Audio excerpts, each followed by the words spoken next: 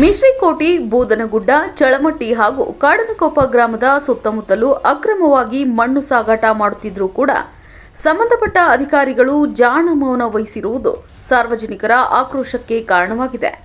ಕಲಘಟಗಿ ತಾಲೂಕಿನ ಎಲ್ಲ ಕಡೆಯಲ್ಲೂ ಹಾಡಹಗಲೇ ರಾಜಾರೋಷವಾಗಿ ಇಲಾಖೆಯ ಅಧಿಕಾರಿಗಳ ಅನುಮತಿಯನ್ನ ಪಡೆಯದೆ ಟ್ರ್ಯಾಕ್ಟರ್, ಲಾರಿ ಹಾಗೂ ಜೆಸಿಬಿ ಬಳಸಿ ಇಟ್ಟಿಗೆ ಕಾರ್ಖಾನೆಗಳಿಗೆ, ಅನಧಿಕೃತ ಲೇಔಟ್ ನಿರ್ಮಾಣಕ್ಕೆ, ತೋಟಗಳಿಗೆ ಅಕ್ರಮವಾಗಿ ಮಣ್ಣು ಸಾಗಾಟ ಮಾಡಲಾಗುತ್ತಿದೆ. ತಹಶೀಲ್ದಾರ್ ಹಾಗೂ ಭೂ ಮತ್ತು ಗಣಿ ಇಲಾಖೆ ಅಧಿಕಾರಿಗಳಿಗೆ ನಮ್ಮ ವಾಹಿನಿ ಕಡೆಯಿಂದ ಖುದ್ದಾಗಿ ಕರೆ ಮಾಡಿ ದಾಳಿ ಮಾಡುವಂತೆ ಸೂಚನೆ ನೀಡಿದ್ರೂ ಕೂಡ ಅಧಿಕಾರಿಗಳು ಸ್ಥಳಕ್ಕೆ ಭೇಟಿ ನೀಡದೆ ಕರೆ ಮಾಡಿ ಮಣ್ಣು ಸಾಗಾಣಿಕೆ ನಿಲ್ಲಿಸುವಂತೆ ಹೇಳಿದ್ದಾರೆ. ಇದಾದ 3 ದಿನಗಳ ನಂತರ ಮತ್ತೆ ಮಣ್ಣು ಸಾಗಾಟ ಮಾಡುತ್ತಿರುವುದು ಸಾರ್ವಜನಿಕರ ಆಕ್ರೋಶಕ್ಕೆ ಕಾರಣವಾಗಿದೆ.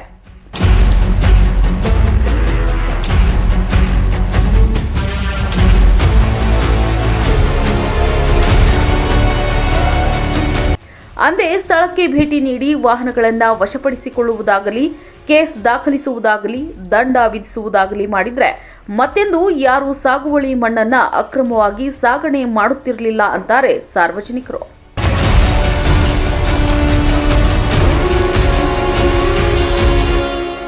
ಅಧಿಕಾರಿಗಳು ಇಷ್ಟೆಲ್ಲ ಆದರೂ ಕೂಡ ಲಕ್ಷಾಂತರ ರೂಪಾಯಿ ಕದ್ದೊಯ್ದ ಮಣ್ಣನ್ನ ವಾಪಸ್ ತಂದು ಹಾಕಿ ಸಮತಟ್ಟು ಮಾಡಿಸುತ್ತಾರೋ ಅಥವಾ ತಾವು ಸಮತಟ್ಟು ಆಗಿ ಸುಮ್ಮನೆ ಕುಳಿತುಕೊಳ್ತಾರೋ ಅಂತ ಕಾದು ನೋಡಬೇಕಿದೆ.